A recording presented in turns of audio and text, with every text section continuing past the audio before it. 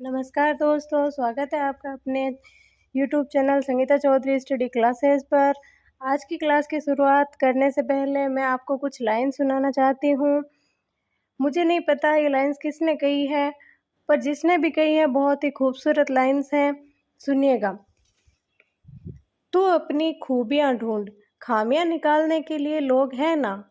अगर रखना है कदम तो आगे रख, पीछे खींचने के लिए लोग हैं ना।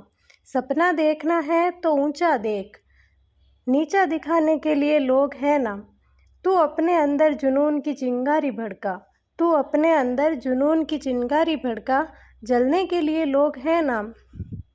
प्यार करना है तो खुद से कर, नफरत करने के लिए लोग हैं ना।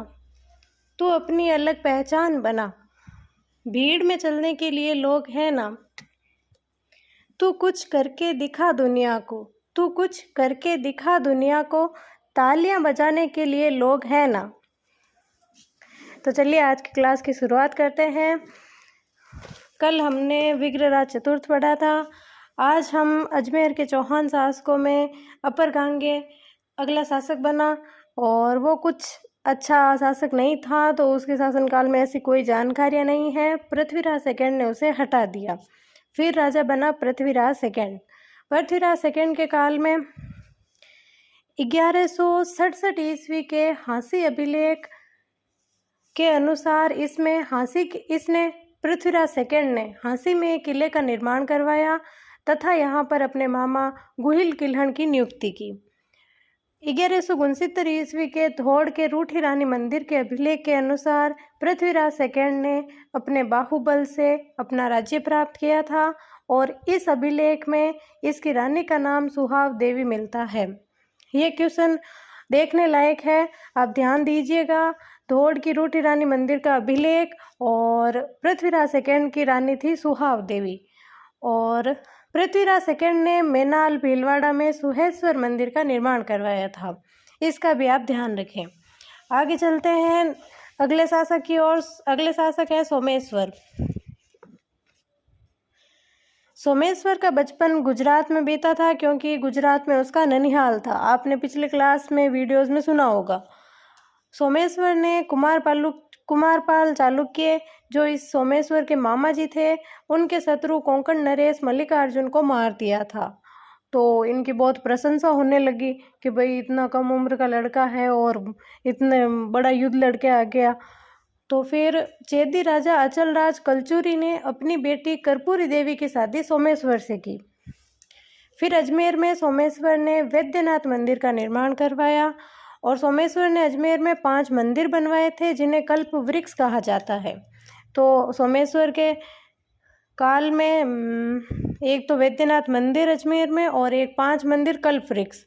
और अजमेर में अब स्वयं की और अपने पिता अर्णोराज की मूर्तियां लगवाई थी। ये क्वेश्चन भी आ सकता है कि कौन से अजमेर के चौहान शासक ने स्वयं की और अपने पिता की मूर्तियां अजमेर में लगवाई, तो वो थे सोमेश्वर। फिर बिजौली अभिलेख में ये बिजौली अभिलेख सोमेश्वर के शासनकाल में ही लगवाया गया था। आपने फर्स्ट वीडियो में सुना होगा शायद। हाँ, मैंने वीडियो भी डाली है, देख लेना। और इसमें इस सोमेश्वर की उपाधि प्रताप लंकेश्वर मिलती है। तो चलिए आगे चलते हैं। चौहान शासकों में सबसे प्रतापी और महान शासक की ओर, पृथ्वीराज चौहान तृतीय, और इसका शासनकाल है 1177 ईस्वी से 1192 ईस्वी। ये आपको ध्यान रखना है।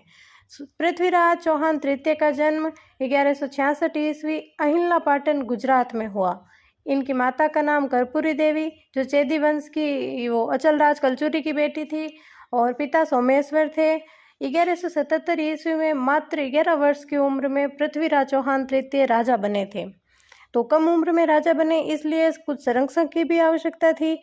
तो उसकी संरक्षिका बनी इसकी माँ कर्पूरी देवी। फिर पृथ्वीराज चौहान तृतीय के प्रधानमंत्री थे कैमास, या कहीं पर आपको कदमदास भी देखने को मिलता है। दोनों ही सही है, कैमास और कदमदास। सेनापति थे भुवनमल। और पृथ्वीराज चौहान ने नीति अपनाई थी दिग्विजय की नीति, यानी अपने आसपास के पूरे क्षेत्र को जीत लेना, दिग्विजय। फिर इसकी उपाधि मिलती है हमें राय पिथौरा और दलपुंगल। दलपुंगल का मतलब होता है विश्व विजेता, जिसने विश्व को जीत लिया। और राय पिथौरा मतलब रणभूमि में पीठ नहीं दिखाने वाला वीर प्रतापी शासक। पृथ्वीराज चौहान का घोड़ा था नाट्यरंभा और अजमेर में कला एवं साहित्य विभाग की स्थापना पृथ्वीराज चौहान ने की, जिसके अध्यक्ष पद्मनाभ थे। इसे आपको कंठस्थ कर लेना है, बहुत ही मोस्ट क्वेश्चन है। अजमेर में कला एवं साहित्य विभाग, अध्यक्ष पद्मनाभ। फिर दिल्ली के पास इन्होंने पिथौरागढ़ बसाया था, इसीलिए राय पिथौरा हमें उपाधि मिलती है, पिथौरागढ़। और पृथ्वीराज चौहान के दरबारी विद्वान, जिसमें चंद बरदाई, जिनका मूल नाम पृथ्वी भट्ट था। ये क्वेश्चन बहुत कम को पता है कि चंद बरदाई का मूल नाम पृथ्वी भट्ट था। सब लोग चंद बरदाई के नाम से ही जानते हैं। उनकी पुस्तक है पृथ्वीराज रासो। इस पृथ्वीराज रासो को ये चंद बरदाई पूरा नहीं कर पाए, इसलिए इसे पूरा इनके चतुर्थ पुत्र जलहन ने किया था। और दूसरे विद्वान हैं जयानक भट्ट, जिनकी पुस्तक है पृथ्वीराज विजय।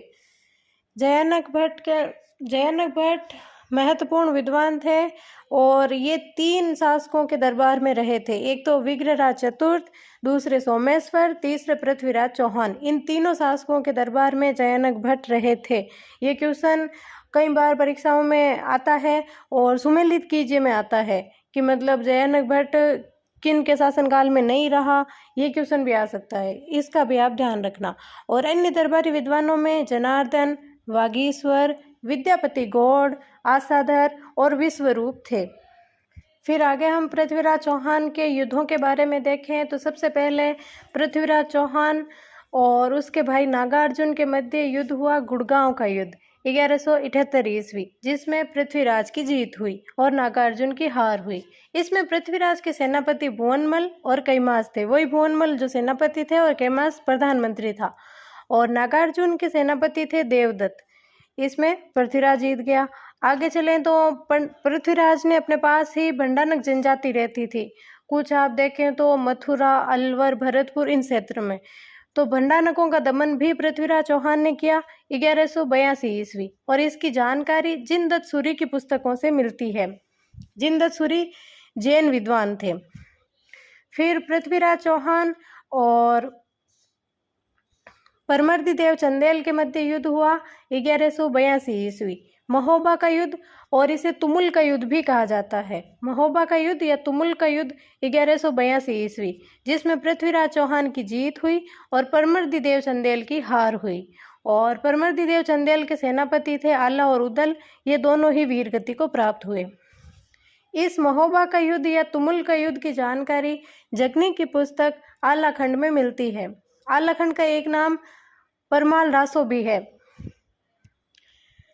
फिर आगे पृथ्वीराज चौहान ने महोबा का प्रशासक पंजुन राय को बनाया, क्योंकि परमर्दी देव चंदेल को तो हरा दिया, फिर उसका प्रशासक पंजुन राय को पृथ्वीराज चौहान ने बनाया था। ये नाम आपको याद रखना है, पंजुन राय, महोबा। फिर पृथ्वीराज चौहान और गुजरात के चालुक्य शासक भीमदित्य के मध्य युद्ध हुआ, नागौर का युद्ध 1184 ईस्वी। इसमें भी पृथ्वीराज चौहान की जीत हुई और भीमदित्य की हार हुई। इस युद्ध के कारण क्या थे?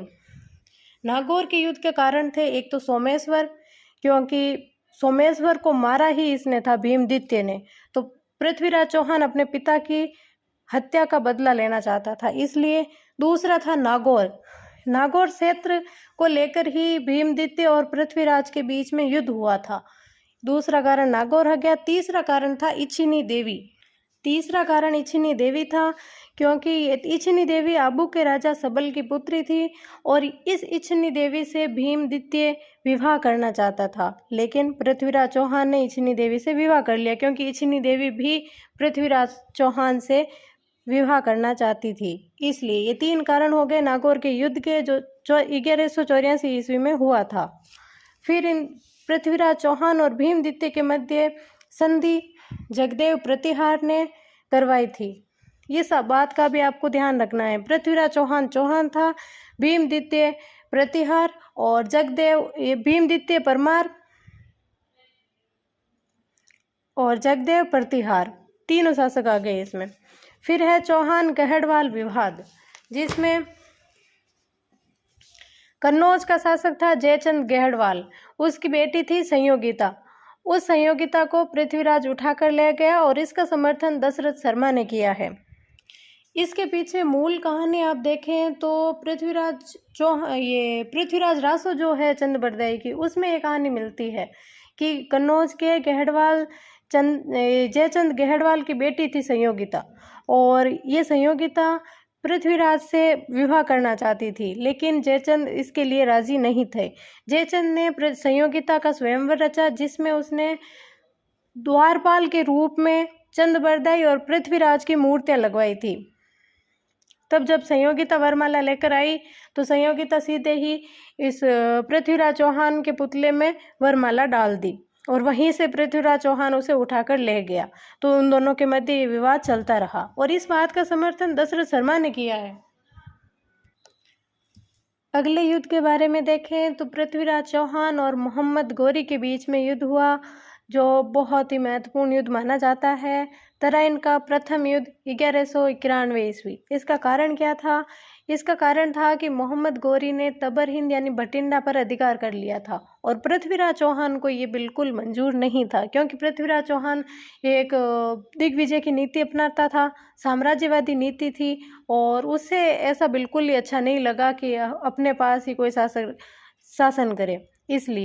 इसलिए युद्ध हुआ तराइन का प्रथम युद्ध 1191 ईस्वी। इसमें पृथ्वीराज चौहान की जीत हुई और मोहम्मद गौरी की हार हुई।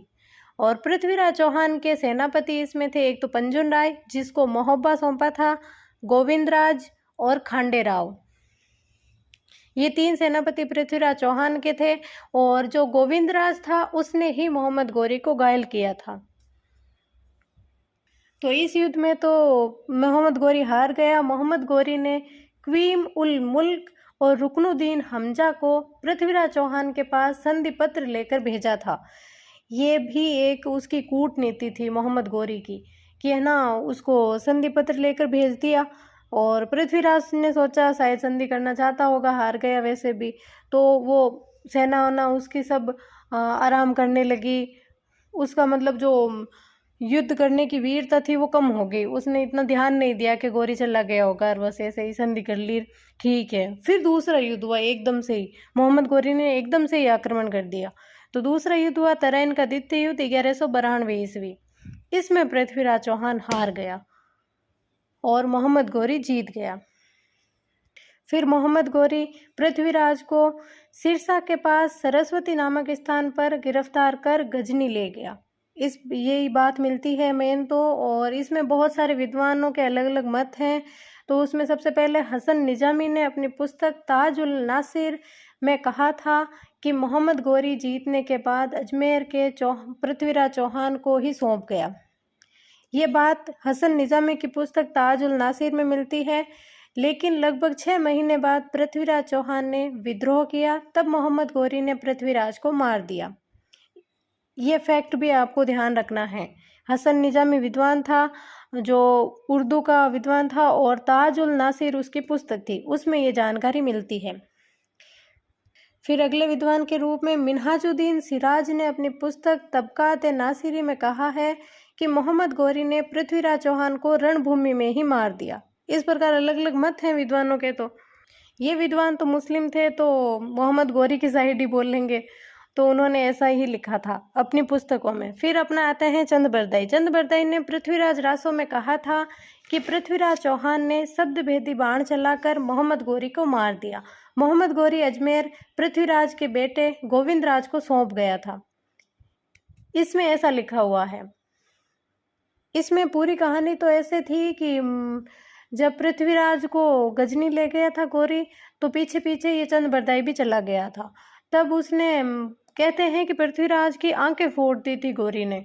तब चंद बरदाई वहाँ गया और गौरी से कहा कि पृथ्वीराज की आंखें नहीं हैं, फिर भी वह तुम्हें बाण चलाकर मार सकता है। तो गौरी इस बात पर हंसा कि अच्छा ऐसा भी कर सकता है, शब्दभेदी बाण चलाना आता है क्या? हाँ चलाना आता है। तो फिर गौरी ने कहा ठीक है, मैं बैठा हूँ, मुझ पर चला के दिखाओ। तो लाया गया पृथ्वीराज को, और वे जैसे ही उसने चंद बरदाई ने कहा, कुछ वो डायलॉग बोले थे, वो ऐसा ही कुछ डायलॉग था, 4 बांस 24 अंगुल पर बैठा है गौरी मत चूके चौहान, ऐसा कुछ डायलॉग था। तो ऐसा बोलते ही पृथ्वीराज चौहान ने तीर चलाया और गौरी को मार दिया। और बाद में पृथ्वीराज चौहान और ये चंद्रबरदाई दोनों ने ही आपस में तलवारें लगाकर दोनों ही आपस में मर गए। और इन दोनों के बारे में ऐसा भी कहा जाता है कि चंद्रबरदाई और पृथ्वीराज चौहान दोनों साथ में ही जन्मे थे और साथ में ही दोनों की मृत्यु हुई थी। ये बात भी आपको ध्यान रखनी है। फिर जब मोहम्मद गौरी अजमेर पृथ्वीराज के बेटे गोविंदराज को सौंप गया तो पृथ्वीराज के भाई हरिराज ने विद्रोह किया कि भाई तेरे पिताजी तो इतने लड़े थे उन मुस्लिमों के खिलाफ और तू ऐसे ही मुस्लिमों के गुलाम हो गया। इस बात के लिए नाराज था हरिराज, तो उसने विद्रोह किया। तो ये गोविंदराज रणथंभौर चला गया। आगे हम कल की वीडियो में रणथंभौर का इतिहास पढ़ेंगे। आज के लिए इतना ही, धन्यवाद। वीडियो आपको अच्छा लगा हो तो like, comment, share and subscribe जरूर करें। Thank you.